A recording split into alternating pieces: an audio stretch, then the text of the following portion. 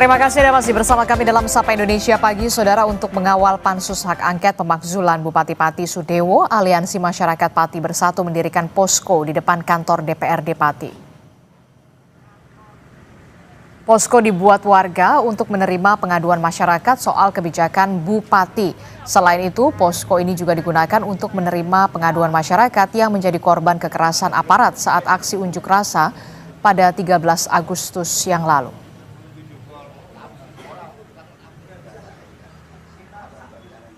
Harapannya ya untuk mempercepat kasus angket dari DPRD ini agar pelanggaran Mbak Pati Sudewo segera terjadi.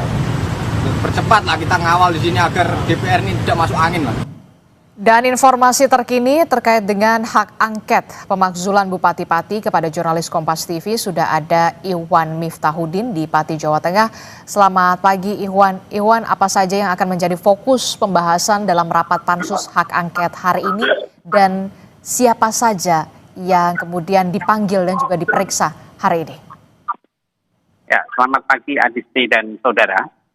Pagi ini pansus hak angket DPRD Kabupaten Pati kembali akan menggelar rapat yang sebelumnya sempat ditunda karena ada rangkaian acara hari ulang tahun kemerdekaan RI yang ke-80, dan hari ini rencananya akan memeriksa dari Badan Pengelola Keuangan Aset dan Daerah Kabupaten Pati yang akan dimintai keterangan terkait tentang kenaikan pajak yang mencapai 250%.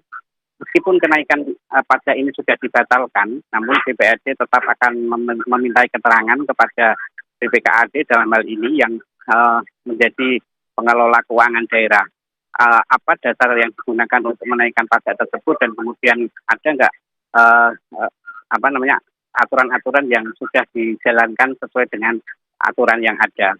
Selain BPKAD, rencananya juga akan dipanggil dari camat, perwakilan camat dan kepala desa, yang dalam hal ini juga menjadi unsur yang terlibat dalam pengumpulan pajak di Kabupaten Pati. Tapi perlu diketahui saudara bahwa hak angket ini atau pansus hak angket ini itu sudah bekerja sejak tanggal 13 dan 14 Agustus kemarin.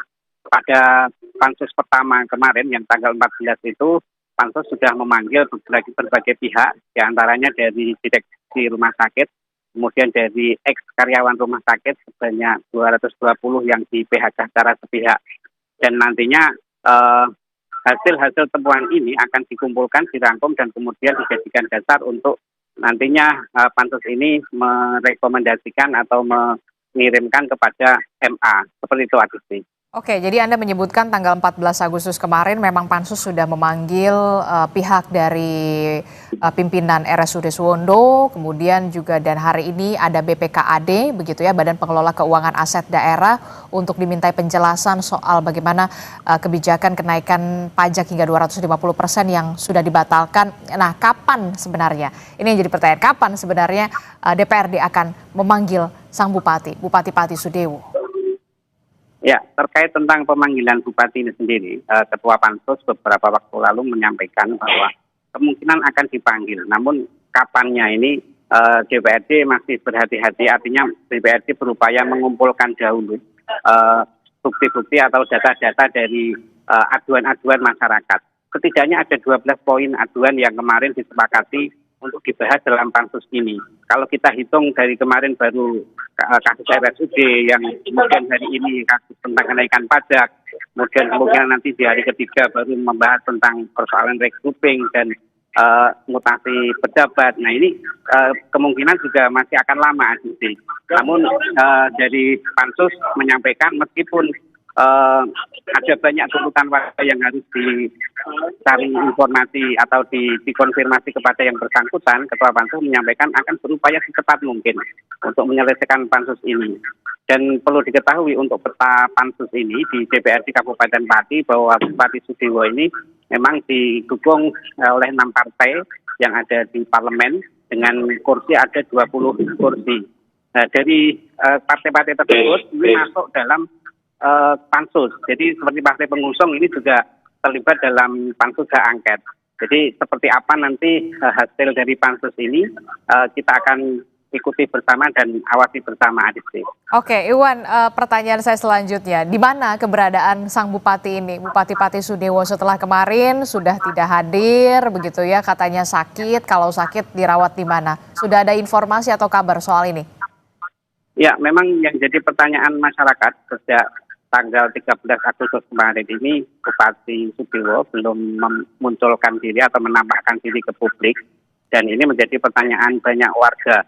Terlebih pada puncak peringatan hari ulang tahun kemerdekaan kemarin, Bupati yang harusnya menjadi inspektur upacara ini tidak kelihatan dan digantikan oleh Wakil Gubernur Jawa Tengah. Wakil Gubernur Jawa Tengah sendiri menyampaikan bahwa dia diutus oleh Gubernur Jawa Tengah untuk menggantikan Bupati yang pada kesempatan tersebut sedang meminta izin kepada Gubernur karena dikarenakan sakit. Nah, mengenai keterangan sakit kemudian dirawat di mana, ini belum ada informasi lebih lanjut. Jadi kami yang ada di Kabupaten Pati ini juga masih mencari-cari informasi apakah beliau itu dirawat di Pati atau di luar Pati. Ini belum ada informasi yang valid seperti itu, Adisti. Oke, karena memang keberadaannya belum diketahui, lalu bagaimana dengan tugas-tugas? Apakah kemudian sudah didelegasikan kepada Wakil Bupati atau seperti apa? Ya, kemarin Wakil Gubernur Jawa Tengah, Pak Yasin Maimun, ini selain memimpin upacara kemerdekaan di Pati, ini juga sekaligus mengkomunikasikan dengan Forkopimda dan memastikan bahwa pelayanan kepada masyarakat di Kabupaten Pati harus tetap berjalan. Jangan sampai dengan adanya dinamika yang terjadi di kabupaten ini, kemudian pelayanan menjadi terganggu.